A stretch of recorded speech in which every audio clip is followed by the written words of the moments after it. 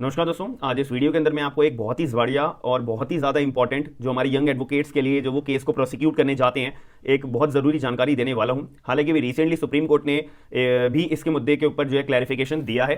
तो supreme court ने clarify कराया है कि आप जो है क्रिमिनल केस दर्ज नहीं करा सकते हो किसी भी व्यक्ति के ऊपर सिर्फ इस वजह से कि आपका जो है कॉन्ट्रैक्ट सामने वाली पार्टी ने ब्रीच करा है, तोड़ा है, अपमान करा है और जो कॉन्ट्रैक्ट के अंदर बातें लिखी हुई हैं उसका पालन नहीं करा है। सिर्फ इस बेसिस के ऊपर आप जो है चीटिंग का मुद्दा दर्ज यानी कि चीटिंग का एफआईआर दर्ज करके चीटिंग का केस जो है दर्ज नहीं करा सकते हो। इस केस के अंदर बहुत ही ज्यादा क्लैरिफिकेशन आपको समझने की बहुत ज्यादा जरूरत है। आप एक यंग एडवोकेट हो तो आपको पता होना चाहिए कि आप अपने क्लाइंट को जो है क्या क्या गाइड करोगे, कि हम क्या रास्ता अपना सकते हैं। सबसे पहली बात आपको माइंड में क्लियर रहना चाहिए कि जब चीटिंग का अपराध होता है ना, सेक्शन नंबर 420 आईपीसी के अंदर मेंशन करा हुआ है, 415 से लेकर 420 तक आईपीसी के अंदर ये मेंशन करा हुआ है। सारे के सारे आप जो है सेक्शंस पढ़ोगे वहां पे हमेशा और हमेशा ये बात हमेशा आपको ध्यान रखनी है कि जो इंटेंशन होती है ना दिमाग में जो सोच होती है चीटिंग को आपको प्रूव करने के लिए, अगर आप कोई भी एलिगेशन लगाते हो चीटिंग के लिए, एफआईआर दर्ज कराते हो चीटिंग के लिए, तो कोर्ट के अंदर आपको यह प्रूव करना पड़ेगा कि जिसने मेरे साथ चीटिंग करी है ना उसकी इंटेंशन मेरे साथ कॉन्ट्रैक्ट करते टाइम चीटिंग करने की थी, मुझे धोखा देने की थी, मेरे को जो है भड़काने की थी या मुझे जो है इंड्यूस करके मेरी प्रॉपर्टी को उसके पास जाने की थी। तो तब आप जो है चीटिंग का केस दर्ज करा यहां पे होगा। यहां पे क्लियर शब्दों में मैंने आपको बता दिया है। बट यहां पे इंटेंशन अगर मान लेते हैं कि बाद में जनरेट हुई हो, कॉन्ट्रैक्ट आपने आज करा अपने एक पार्टी के साथ में और आपकी इंटेंशन जो है सामने वाली पार्टी की जो इंटेंशन है आपको धोखा देने की वो बाद में जनरेट हुई हो, उस केस में क्या हम चीटिंग का अपराध लगाएंगे? बिल्कुल भी नहीं लगाएंगे, क्योंकि चीटिंग के लिए आपको मैंडेटरी है अपनी जो आपके साथ चीटिंग हुई है और सामने वाली पर्सन जो एक्यूज्ड व्यक्ति है उसने आपके साथ अगर चीटिंग करी है तो आपको कोर्ट के अंदर प्रूव करना होता है कि जज साहब मेरे साथ जब इसका कॉन्ट्रैक्ट बन रहा था ना इसकी इंटेंशन उस टाइम से ही जो है मेरे साथ चीटिंग करने की यहां पे इंटेंशन थी, तो यहां पे चीटिंग का मुकदमा दर्ज आप करिए। और चीटिंग का मुकदमा जब आपका केस का जो पर्टिकुलर मुकदमा है वो दर्ज होगा। लेकिन यहां पे जो है अगर इंटेंशन बाद में जनरेट होती है तब कौन सा हमारा सेक्शन यहां पे अप्लाई होगा? तब आपका यहां पे सेक्शन अप्लाई होता है section number 406 of Indian penal code, जिसको हम बोलते हैं क्रिमिनल ब्रीच ऑफ ट्रस्ट की पनिशमेंट। 405 में क्रिमिनल ब्रीच ऑफ ट्रस्ट यहां पे हमारे को डिफाइन करा हुआ है और 406, 407, 408, 409 के अंदर उसकी अलग अलग क्लासिफिकेशन के मुताबिक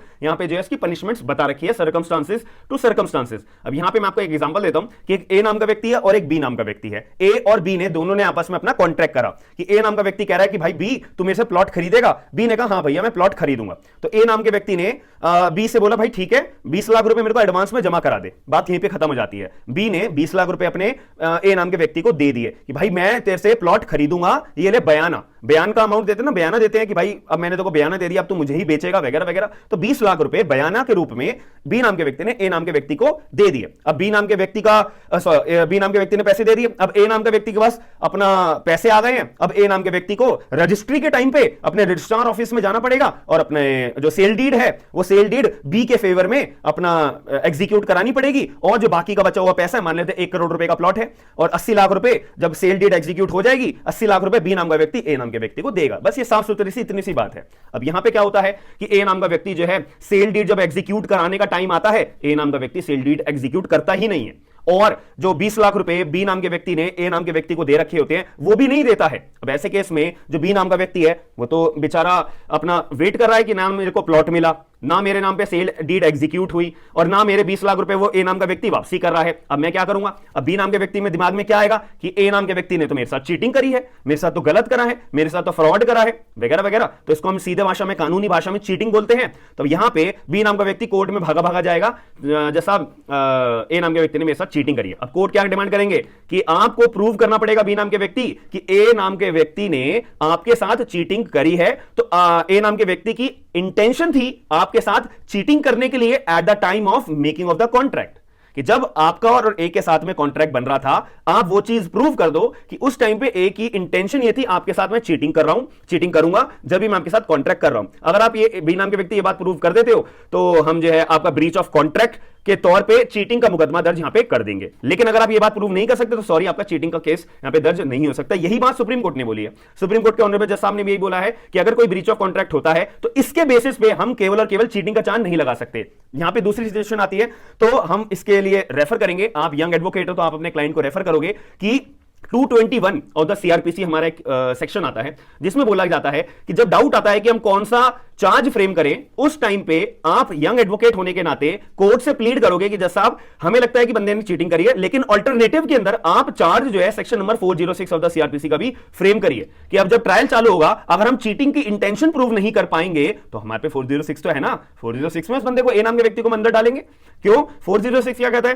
क्रिमिनल ब्रीच ऑफ ट्रस्ट, कि अगर कोई भी व्यक्ति अपनी प्रॉपर्टी कोई एक स्पेसिफिक पर्पस पूरा करने के लिए दूसरे व्यक्ति को देता है और वो दूसरा व्यक्ति जो प्रॉपर्टी डिलीवर करी गई है उस प्रॉपर्टी का इस्तेमाल अपने पर्सनल यूज में कर लेता है, तो उस केस में वो जो दूसरा व्यक्ति है स्पेसिफिक पर्पस अगर उसने पूरा नहीं करा होता है और वो प्रॉपर्टी को अपने ओन यूज में कर लेता है, ऐसे केस में section number 406 of Indian penal code के तहत वो व्यक्ति क्रिमिनल ब्रीच ऑफ ट्रस्ट के लिए पनिशमेंट उसको मिलेगी 3 सालों तक की, याद रखिएगा। तब ऐसे केस में बी नाम के व्यक्ति ने एक स्पेसिफिक पर्पस के लिए 20 लाख रुपए ए नाम के व्यक्ति को दिए थे कि भाई अभी बयाना रख ले, सेल डीड करवाने के लिए आ जाइए टाइम पे, सेल डीड मेरे नाम मेरे फेवर में कर दियो और बाकी पैसे जो बचेंगे उनमें से उसी टाइम ले लियो 80 लाख रुपए, दैट्स इट। तो ऐसे केस के अंदर ए नाम के व्यक्ति ने स्पेसिफिक पर्पस जो के लिए जो पैसा दिया है 20 लाख रुपए वो अपने ओन यूज में कर रखे हैं, हाँ जी बिल्कुल कर रखे हैं। तो ऐसे केस में हम चीटिंग, तो अगर बी नाम के व्यक्ति ने चीटिंग प्रूव कर दी कि हाँ साहब इसने मेरे साथ जब कॉन्ट्रैक्ट करा था इसकी इंटेंशन थी मेरे साथ चीटिंग करने के लिए, तो हम चीटिंग का सेक्शन लगाएंगे। लेकिन अगर चीटिंग का हम इंटेंशन प्रूव नहीं कर पाए तो या स्पेसिफिक पर्पस के लिए प्रॉपर्टी तो डिलीवर करी गई है वो तो अपने ओन यूज में कर ली है ए नाम के व्यक्ति ने, तो ऐसे केस में सेक्शन नंबर 406 का यहां पे जब अल्टरनेटिव में चार्ज फ्रेम करेंगे by using the section of section 221 of the CrPC का, तो ऐसे केस में उसको 406 के लिए कन्विक्ट कराएंगे मैक्सिमम 3 सालों तक की सजा के लिए, याद रखिएगा। It is very important point जो आपको बहुत ही ज्यादा अपना समझना पड़ेगा। कानून बहुत ईजी है, आपको बस जो लिखे हुए अंदर हमारे प्रोविजंस हैं सही टाइम पे सही जगह पे अप्लाई करना आना चाहिए। अगर आप सही टाइम पे सही जगह अप्लाई कर रहे हो ना तो आपके लिए बहुत इजी रहेगा प्रोविजंस को समझना कि मेरे पास जो क्लाइंट आया है उसको मेरे को कैसे उसको इंसाफ दिलाने के लिए मैं अपने पर्टिकुलर केस को जो है प्रोसिक्यूट करवा सकता हूं, उसके फेवर में जजमेंट पास करवा सकता हूं। क्योंकि लोग क्या करते हैं, अब ये जो सुप्रीम कोर्ट के सामने केस आया था या चीटिंग का चार्ज लगा दिया, अब जब तुम्हारे को पता है कि तुम जो है इंटेंशन प्रूव कर नहीं पाओगे या तुम्हारे को प्रूव करने में दिक्कत आएगी तो 221 का इस्तेमाल करके जज साहब से प्लीड करो ना कि इसके ऑल्टरनेटिव में कौन कौन से चार्जेस आप फ्रेम कर सकते हो। जब आपको पता है कि आपके 20 लाख रुपए बयाने के रुपए आपने दे रखे हैं और उसके बाद जो बंदा पैसे वापसी नहीं कर रहा है तो ऑब्वियसली 420 का तो चार्ज लगेगा यहाँ पे, साथ में ऑल्टरनेटिव में 406 का भी चार्ज लगवा दो, बात खत्म। चीटिंग प्रूव नहीं कर पाए तो 406 तो प्रूव कर सकोगे ना, बहुत इजीली। प्रॉपर्टी डिलीवर हुई है, बस डिलीवरी ऑफ द प्रॉपर्टी यहाँ पे होना बहुत जरूरी होता है।